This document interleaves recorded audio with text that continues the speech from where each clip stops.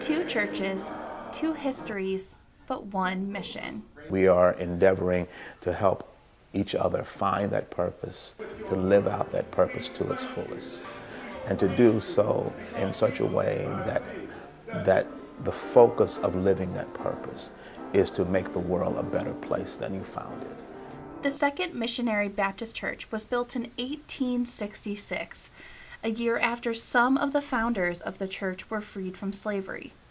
This opened up a place for African Americans in mid-Missouri to freely come together during times where there was no other place to go. When you study the history of the African American church, that it has traditionally been involved in issues of civil rights and social justice.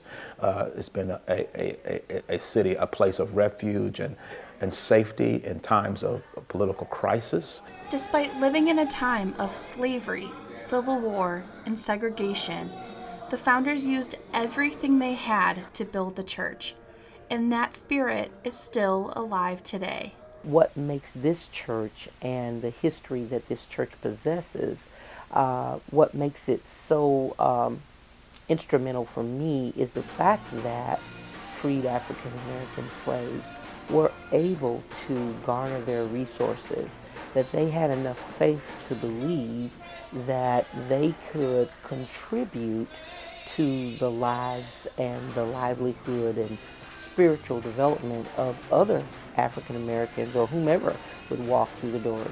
In a different church 23 miles east, it wasn't slavery or segregation that prompted the construction. It was the lack in the sense of community.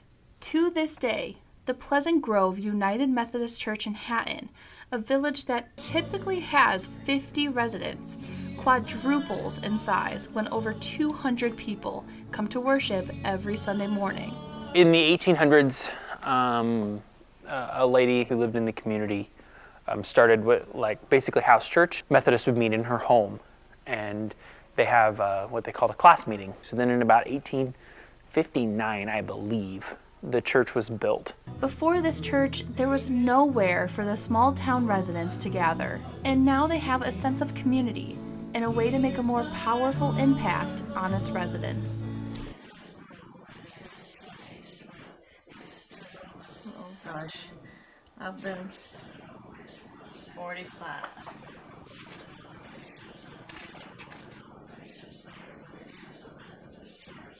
It's not just the Hatton residents that cherish the Pleasant Grove United Methodist Church.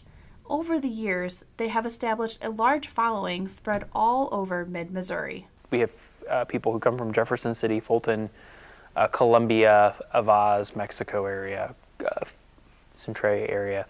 Many of the members of both churches have said when the churches were first built, the founders could have never imagined what kind of legacy and impact it would leave on the community, even more than a century and a half later.